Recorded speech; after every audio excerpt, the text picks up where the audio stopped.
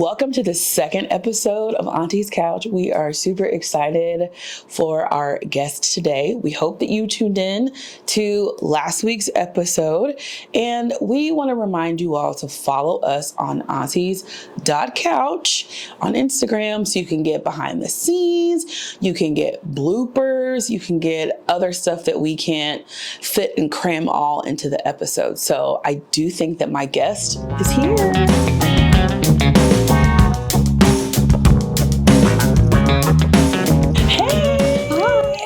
It's so good to see you. And I mean, this is not our first time meeting. Yes. At all. But yes. I'm so glad that you are on the show with us today.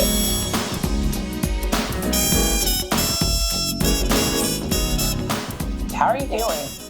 Good. Good. Nervous. That's fair. That's fair. We're recording a video that your peers are going to see. There's pressure. Mm-hmm. But hopefully not too much pressure. No. All right. So welcome to the second episode of Auntie's Couch. I can't believe it's already episode 2. You'll notice a few changes from last episode. I did change clothes. I did sleep. I did my hair. Also, we have lost some posters. We're working on better securing to the wall. And I'd like to introduce you all to the newest member of our cast, Petunia. Petunia is my very own Highland cow. She is perfect from my husband and my kids, and I love her. Can't wait to have a real Petunia. Wink, wink, nudge, nudge. But she gets to sit with Arthur and DW back here, so she gets to be chilling. Let me get my note cards all together. Let's get started on this episode. So, you knocked on my door. I know who you are, but they don't know who you are. So if you could just tell us who you are.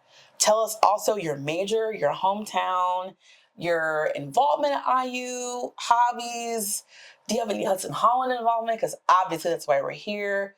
But you just go for it. You just tell us. Mm-hmm. Yeah. Hey, my name's Kaylie, and I study biochem here at IU.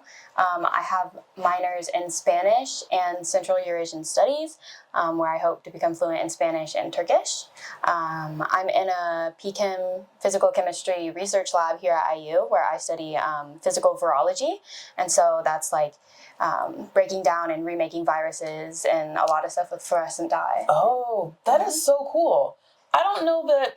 So for those who don't know, hopefully you do know actually by now that I have office hours every week. And so Kaylie takes advantage of office hours. She's done that since, I think, your freshman year you've been coming. So I've gotten to know Kaylie over the course of her time, but in this moment, I just learned something new. The virology study seems super cool to me. Can you just tell me more about? I'm just super curious. Mm-hmm. What is that like? It's okay. So my freshman year, I started with making nanoparticles, which are basically just really small particles, and they're made to be like the nucleus of a virus. Got it. Okay. And then you disassemble these viruses, which aren't harmful to humans. They're for wheat, and it's the BMV, bromeo mosaic viruses. Okay. So you grow plants, and then you take the viruses out of the plants, and then you break them down, you take out all the RNA, and then you take the capsids and nanoparticles, and then you put those together, and you make viruses. Our scholars are so amazing. I'm literally actually blown away in this moment. Like, I want y'all to know, when I'm sitting in this chair, this is not acting. I really am so impressed with you. That is, wow. I just love that. I mean, I knew that you've mentioned some of your dreams and stuff before, mm-hmm. which we'll get into, and like what you're studying, but mm-hmm. the virology piece was new. So I think that's really cool. And I think, obviously we've all lived through a harrowing pandemic, right? And so like the research that you're doing to know that's going to impact people, like, and I'm a nerd, so I find that type of stuff cool. Okay, so I heard a little rumor that you love video games. I think you mentioned that a little bit. And I know that there's a few that you like to play, but like, mm-hmm. what's your favorite video game? Actually, I have two questions. What's your favorite video game of all time, if you can think of that? And then what's your favorite one right now? Like, what is getting you through the beginning of 2026? Because it's 2026 and you know what I'm saying? Mm-hmm. Yeah. Mm-hmm. So my favorite video game of all time is probably Hollow Knight, which is like... Oh, yeah. Yeah, it's more of a story game. There's a lot of fighting. It's a really hard game. Its sequel just came out, Silk Song. It's really good. But it's very hard, so I do have to take frequent breaks from the game. Yeah. But I play a lot of Overwatch, and a new update just came out, and I've been on that a lot. Okay, cool. So, yeah, I commend people who can play story games, the really hard ones. I rage quit quite frequently. But it's a quiet rage quit. It's not like, and then I've destroyed like my controller or something, but like if Donkey Kong Tropical Freeze gives me any minor inconvenience, I will stop playing for a month.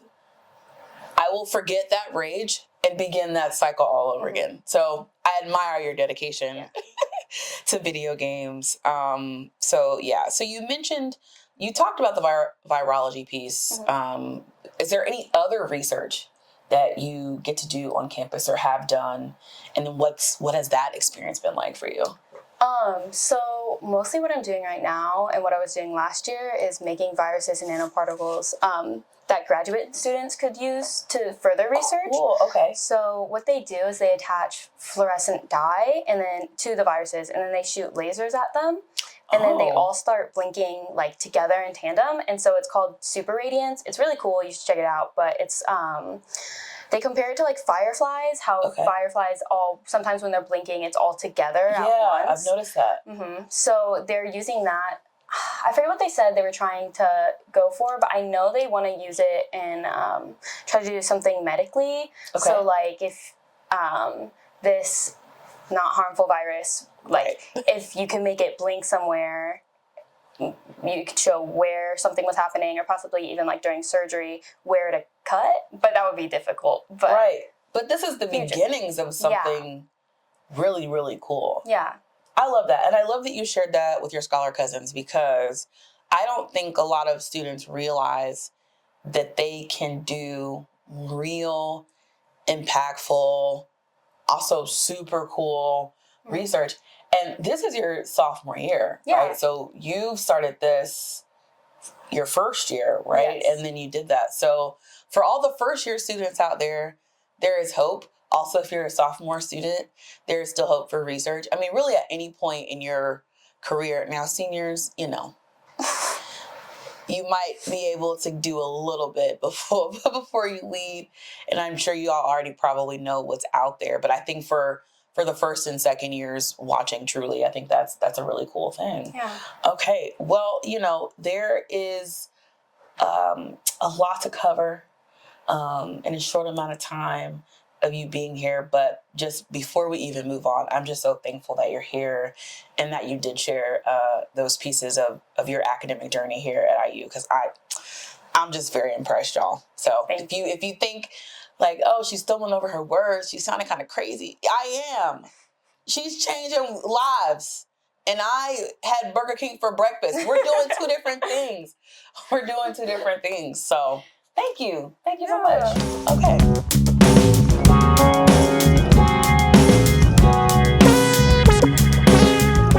All right, so we've reached the games closet. We have a game that's similar from the episode with Nailah, but a little different. This week we are doing Would You Rather. Okay, and unfortunately we both have to play. The agenda for our production team meetings is getting longer, and then we also have to justify our answers. Oh, okay. See? Yeah. Okay. All right. So we'll start off with an easy question. I feel it's easy. Maybe not. But would you rather have telekinesis or telepathy? Do I go first? You're the guest. Oh. Yeah. So I think you'll go first this time. Okay. I can go first next time. We can trade. Okay. I think telekinesis. Just because I don't really care what others think as much. Like, I do, to an extent. But there's some thoughts that just need to stay in your head. Yeah. And then I can move stuff. And it's like... And then I would mess with people. Okay. That'd be fun. Like on Matilda, where they haunted Miss Trunchbull. Like that? Yeah. Or if, I'm really hoping y'all get my reference, because I recognize how old Matilda is, but I'm just hoping that it's a cult classic. I think I would try to convince, someone else that they were doing it. If someone was like, and I was just behind them. Make them think that they have powers? Yeah. That's crazy. But, if you had an enemy, I get it. I get that. Yeah. Okay. So, same. Mm-hmm. And telekinesis really for a very simple reason. I have the ADHD version of neurospicy. So if for nothing else, I could use my telekinesis to just clean my house. I could just, just hoo, and then be done with it. And I don't really have to okay, technically I'd probably have to lift a finger. Unless it was super Charles Xavier type stuff where I just have to concentrate in my mind. Maybe it's like that. But I agree with you. I think I don't need to know what people are thinking. Unless it was animal telepathy. Yeah. If the question said that, then that would be my answer, but that's cheating. So I think telekinesis, because I agree with you. Some thoughts need to stay thoughts. Unsolicited auntie advice moment, unscripted. Same with the internet. Everything don't need to go on the internet. Love me. Okay. All right. Next question. Okay. This is a good one. Would you rather have a rewind button in life or a pause button for life? Pause. Wait. It was my turn, but you already said it. So we can just go with the flow. Okay. Pause. Okay. Why? Past is in the past. Even if I went back, how much are we talking? Rewind, years or rewind? There is not a parameter here. Yeah, the past happened, but pause. I can think, collect my thoughts, and then go, and then I probably wouldn't have to worry about going back as much. Okay. Yeah. I see justification for both. Although, while I do not support the author of Harry Potter, I want to be very clear about that. But I am a millennial and I did grow up on it. In Prisoner of Azkaban, if you're unfamiliar, one of the main characters, Hermione, has a time turner where she's able to go back in time. I just feel like going back in time would be tedious. I also don't think you get off scot-free going back in time. Yeah. Because so many things are happening simultaneously. I can't imagine rewinding and it's just for me. That's gonna have some weird implications. So I agree with you that pausing. Also, sometimes I need to pause in real time to fix my face. If I'm, for those who have little siblings or little cousins, I have kids and nieces and nephews. Sometimes they say things that I need a minute. It might be super unhinged and funny, but it's not an appropriate time to laugh. Or sometimes kids forget who they're talking to. And I think a pause button, because in my mind, it's an indefinite pause. You can really sit with how to approach a situation so that I can do as minimal, harm in the moment. Because I think sometimes when we react quickly, we blow up and we might say something that we're oh, I didn't mean to say that. So wise. Yeah. Wisdom is on this couch. Yeah. Take some notes, friends. If you can move when you're paused, then it's super speed. I like how you think. Yeah. Quicksilver. That's what I never even thought about that. Yeah. This is why Kaylie is a scholar. A scholar among scholars. I love that. Okay. Now, we are both crocheters. This is something that I do know about us. Yes. So this is a crochet question. Mm-hmm. It is very painful. I did preview it and it hurt me. So I just want to preface it for all the yarn creators that are watching. I'm curious to know your thoughts as well. Mm-hmm. Would you rather have unlimited yarn in only colors you hate or have to pay double the price for the colors you love? Okay. Am I going first? I think I'm going first this time because you went first last time. Sorry. It's a habit for me to look at you to like respond. I don't want to answer the question. I'm sorry. The colors I don't like them. So unfortunately, I would have to just invest in the colors that I love, and maybe it will help me like be strategic about like what I create. I just having to create whole like pieces or plushies or whatever in like Pugh Army green and like super random colors that I'm like, why is that necessary? No. Mm-hmm. I don't know. Maybe I'm being childish about it, but that's how I feel. Yeah. So I will have to disagree on this one just because unlimited yarn, I'll just sell it because it's free yarn. And then you get paid for your labor, but then you can also just buy the yarn that you like without the double price with the money you made from like making That's way smarter than my answer. I like your answer. Again, Kaylie's a scholar among scholars. You had time to think this through. Well, that's the beauty of going second in these games. Yeah. You hear the other person's answer. It's like how y'all do discussion in class. I'm not stupid. Some of y'all talk first. Some of you don't. You'll wait for one or two answers, and then it'll be, well, piggybacking off of so-and-so, or in that same vein, or I agree, but, right, because you've had time to, like, process the information. Your answer is way more practical than mine. I don't know. I thought in my mind. I guess I actually read this question as, if I have unlimited yarn in only the colors I hate. I think I took that too far of, like, I can only crochet with that yarn. Mm-hmm. So, but you saw the loophole there. You're talking about being a lawyer too? I mean, doctor, lawyer, all in one. Like, one-stop shop, Kaylie. I love it. Okay. This is a fun one. I don't know it's whoever wants to go first, I guess. Mm-hmm. Nope. The word is would, not who. I'm tired.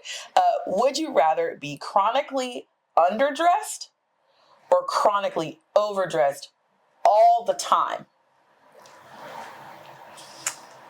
And you said I'm going first. If that's where you feel led. If you need time, I have my answer. No, I have my answer.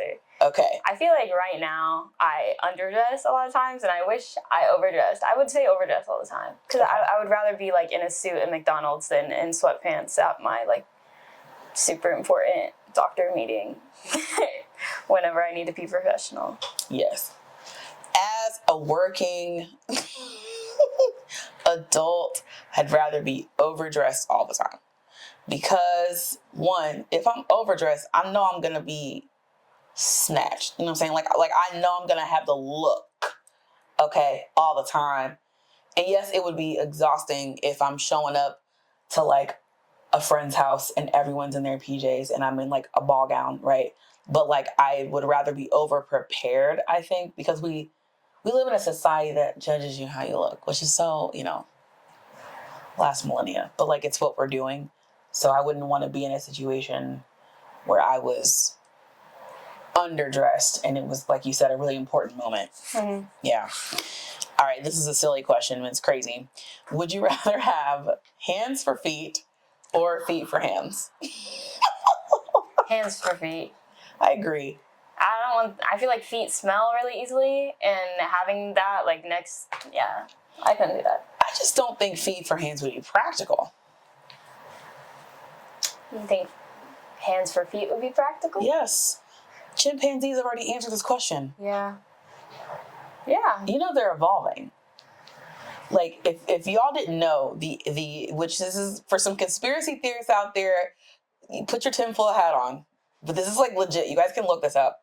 like a lot of like ape groups and like monkey groups in the wild are in the Bronze Age right now. I think one of those like were like tools that like we're watching them evolve in real time. Yeah. And they're just fine. There's a lab here at IU studying that. I'm just saying, look at all the stuff they can already do with hands for feet. Mm-hmm. Yeah. To me, it just seems... I think you could still probably wear really dope shoes because people are really creative with hands for feet. But, like, look at your feet right now, wherever you are. Take your shoes and socks off. Do you really want that at the ends of your arms to do stuff? But then you could do, like, a sick handstand. Yeah, but you've got to brush your hair and your teeth at some point. You got to cook. I don't know, but people who, like, are disabled, who are born without arms, like, they do some sick stuff with their feet. Yeah. I don't know. I guess you would adapt as a human, but I would prefer hands for feet, for sure. Yeah. Okay, I think this is our last one. Yeah, okay. This is a very difficult one for me. I'm curious if it's going to be difficult for you, but would you rather never drink coffee again or never drink soda again? Do you want to go, or do you want me to go? Do you have an answer? Yeah. Okay, if you have an answer, go, because I'm still trying to think of my answer. I hate coffee. Okay, well, that's no-brainer for you. Do you drink soda? Do you have a favorite soda? I really like root beer. My grandma always has it at our house. Okay. Root beer and chocolate. Okay. Yeah, I'm a ginger ale girl. And I think when it's all said and done, I don't know that I could give up ginger ale and Sprite. As a coffee lover, as someone who really enjoys coffee, there's so much variety with soda that I think would be immediately, like, gone from your life. But, like, coffee's not one note, but it is one genre. That makes sense. So, anyway, thanks for playing Would You Rather. We might have to put some of the Would You Rather questions on the form for this episode, because I'll be curious. I'm just nosy, so I want to know, like, what your peers think of some of those questions. But anyway, thanks for playing. Yeah,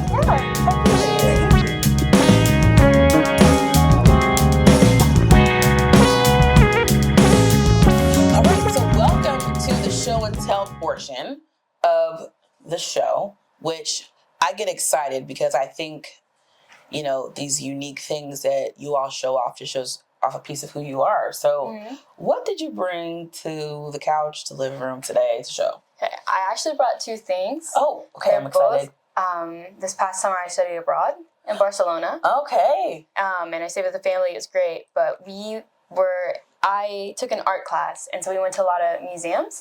And so I have my, like, packet about the Dalí museum. Okay. This is a museum in Barcelona or in Spain? This one somewhere is actually a lot closer to his hometown, which completely leaving me is probably something. It's all good. Yeah. So before this, you were saving lives. We'll let it slide. But I actually have an insane story with this one. But in the Dalí Museum, we walked in, and he was like, his art was very, very abstract. Okay. Most of the time. There's some where it wasn't, and it was very realistic. But his museum, very abstract. But you walk in, and it used to be like a theater. So it's like a stage, and you're standing on the stage, and you're meant to feel like you're like on, like, broadcasting yourself to the world. Yeah. And so you walk in, and there's this gray box, and then you look up, and there's just paintings all around you. And our teacher let us in, and we were all standing. He was standing at the, like, top of this gray rectangle, and I was one of the first people in, and so I was right in front of him, and then we all stood around him, and he goes, "Okay, where are you standing?" So everyone was like, "Oh, on the stage, like on the stage of this museum." And he goes, "Wrong, on Salvador Dali." And I said,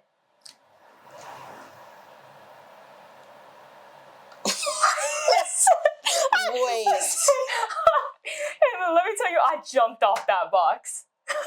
That's his great, like, burial site? His body, which was insane. If you're watching this from study abroad right now and you are in Spain, Kaylie has given you a heads up. Yes. When you go, it's the Dalí Museum. I'm not gonna have nightmares tonight. That's fine. Yeah. Right before Valentine's Day. This is wonderful. And so worse. Okay. Worse. There's a worse. Salvador Dali loved his wife, like, to an insane amount. Like, there's a room in his museum just for her of portraits that she liked and portraits of her. Okay. And so, you know, before he died, he was like, I want to be buried next to my wife. Yeah. Okay. So he got sick, and at the end of his life, he was making this museum. He was like saying, I want this to be here, and and so, like, I forget, the mayor or like one of the politicians that was over that town at that time, he was super sick, bedridden, and his will changed, saying that he wanted to be buried in his museum. And a lot of people are really skeptical about it because his wife is not buried there. And he was recently, like, removed from his grave for a test, because a woman claimed that she had his kid, and she didn't. It was false. This has now turned into a true crime podcast. Thank you for tuning in. We'll regroup with our team, and then we'll get back to you on the mystery of Dali. Just kidding. We're not going to do that. But that is, wow, that's cool. I know. Okay, so I'm still mind blown that you were standing on a famous artist's grave, but you have a second thing that you want to show us. Yes. Okay. So I studied abroad, specifically in Barcelona. Right. And we learned a lot about Picasso, and his museum is there. This isn't for his museum. It's French, so I don't really know how to say it. Les Quatre Gats, I think. It's the 4 cats. The French majors will help us with that. Mm-hmm. Okay. But and minors. But it was this cafe, and it was more of like a gallery. So artists owned it and would put up their paintings and then switch them out, and people would go there to, like, eat and have coffee. Got it. Yada, okay. yada. That sounds really cool. And he went there when he was younger, and then when he grew up, he actually, like, was part of it. Like, had so many paintings there. And made his, Cool. Wow. Well, you had a time studying abroad. I love also that it was linked to your study abroad experience, which is something that I heavily encourage students, you know, if you're able, because I recognize you got to see first. So just don't assume you can't.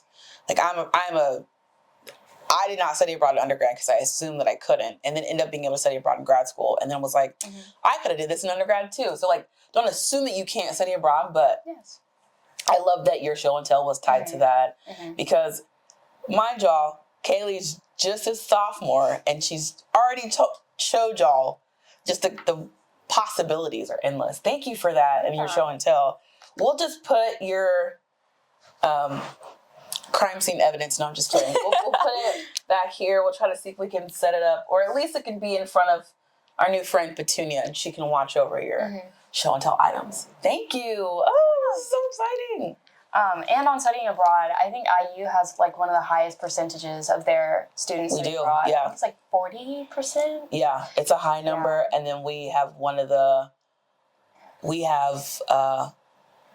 we used to be number 1 in study abroad, IU did, in terms of number of programs, but high number. There's all kind of stuff, y'all. It's insane. Yeah. You can go anywhere. And there's internships, so you can get paid for being abroad. Definitely go.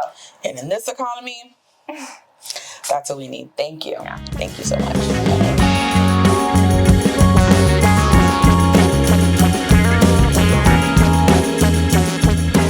All right, y'all. Now, as we know, every scholar cousin comes on because there's a little part of them that needs a little bit of advice, right? So you've heard from Kaylie and all the cool things she's done, but she came with some advice. And, you know, it's a little heavy, but I appreciate the question.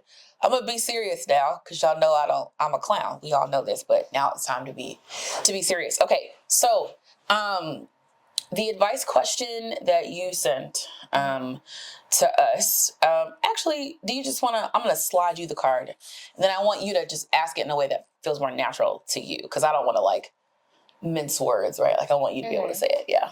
I feel like a lot of mixed biracial people struggle a lot with their identities and where they fit in society and how society views them, etc. And I was wondering what advice you have for me and other mixed people about how to better accept your identity.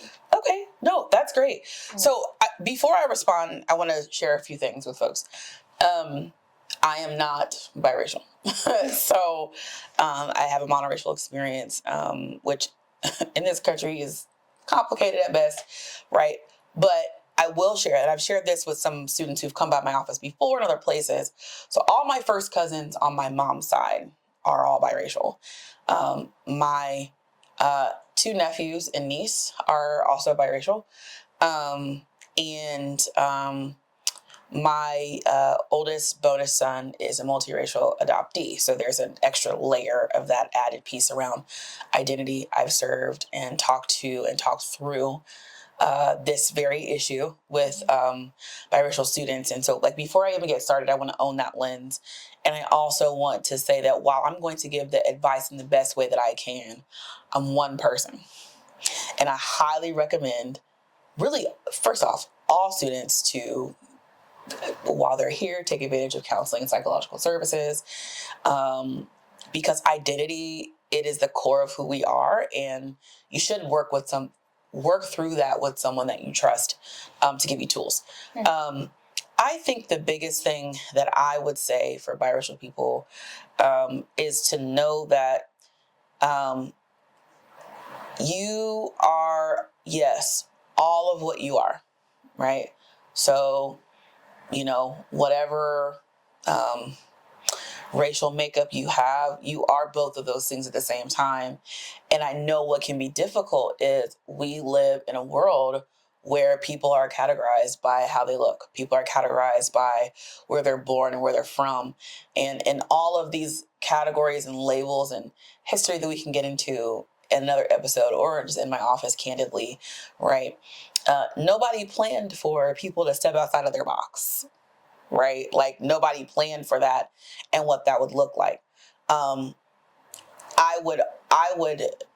would encourage you to really explore deeply and sit with all the comfortable and the uncomfortable pieces of both of the identities that you hold. I would take special care to speak with my students who fall into your category of being biracial, and one of the races that you hold is white, and you may not appear phenotypically, right, to be white, or you do, and no one can tell that maybe there's something else there, that there is always going to be a perception whether you want it to be there or not. Now, what you do with that perception, I think, is your power, but understanding that that could have impact on others. I think what I have found helps people is understanding that there is a complex layer to their identity, right? So there's also where you grew up. Did you grow up in a super diverse area? Did you grow up in a place that was super homogenous? And how is that feeding who you are? I think the biggest thing is learning how to be proud of who you are is a big thing, really for everybody, but especially for, I think, biracial, multiracial people, because the world wants them to choose. I think that you could probably identify with that, yes. Right? There's this, you got to choose, right? But I think someone who does that really well, and now I feel like I have to mention Zendaya in every episode, because I definitely shouted Tom Holland and Zendaya out last time. I think Zendaya does that well. I think she owns the privileges that she has of being kind of seemingly racially ambiguous to people, or people who kind of erase the fact that she is biracial. So she makes room for other people who may not have the same advantages as her, due to a lot of stuff we're not going to get into now, right? But she also is unapologetically herself. So I think that would be what I would give for you as advice. And owning the spaces, that are uncomfortable. I think, and that's a life skill that I think everybody who, no matter what your identity is watching this, is owning the parts of you that are uncomfortable, but also that may be communicating something to someone else, right? So I don't hide the fact that I identify as a Christian. I try really hard not to shove that down students' throats because I need to keep my job, my benefits, right? And so while I have a very sacred kind of orientation to my faith, I recognize there are people who say that they share my faith but are actively doing harm. And like, so when someone hears that I have to understand and know that there have been people who've made it hard for people to be receptive, right? And so I think it's really just sitting where you are in the intersections of where you are. And that I feel like that could be its own podcast, but I appreciate the question. And in my office is a safe space to talk about it. We could talk about it one-on-one. You and I have had these conversations. But you're put in a unique position to really explore self and the intersections of who we are. And so I'm hoping that was helpful. I hope that's helpful for you. But yeah, and just because I'm giving on-camera advice, I also give off-camera advice if folks need it, or support, or just a hug, which I've done that for students as well. Because life is crazy, and like, I get it. Yeah. But thank you for being vulnerable. Yeah. I appreciate that. Thank you. All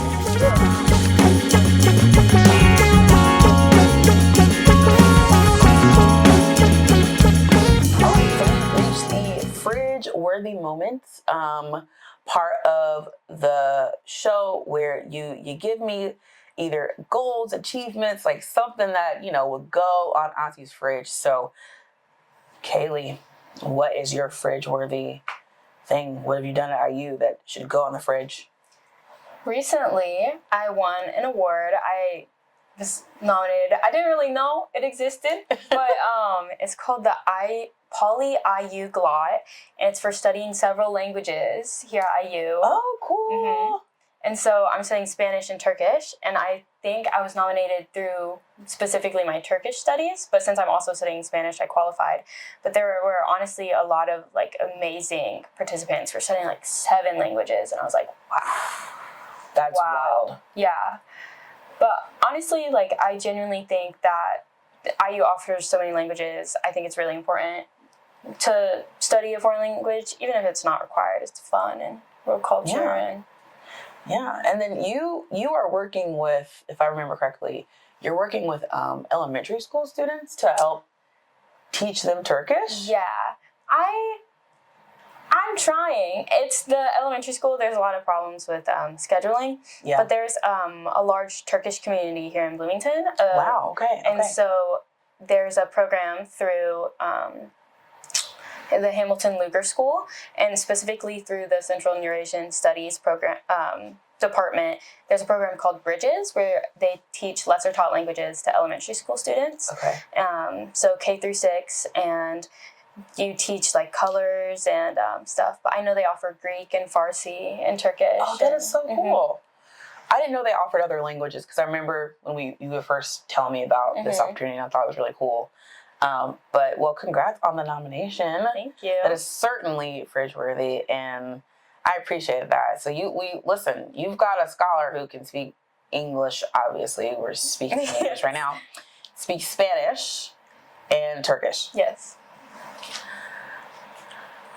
I speak English and other forms of English, so I really need to catch up. It's time to reactivate my Duolingo so I can catch up. I love that. Thank you for sharing. Yeah. I appreciate it.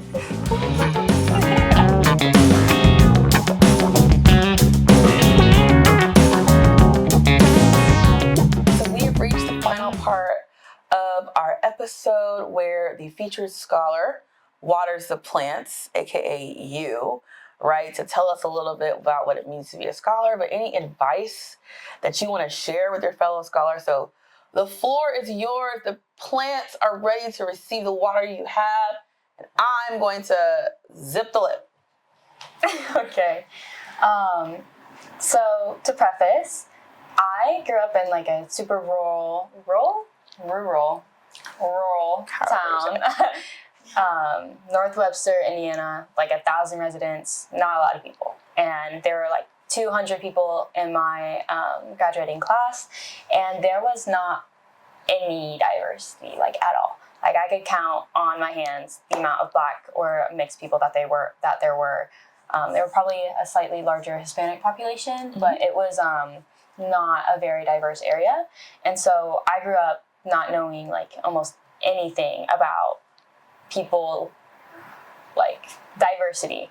And I honestly like forgot. I just, as a child, I was like, oh, there's Black people and there's white people. And then I just thought everyone was a mix like me. Obviously that's not true. But coming to IU was a culture shock, to say the least. I was like, wow, there's so many people and they all look like me.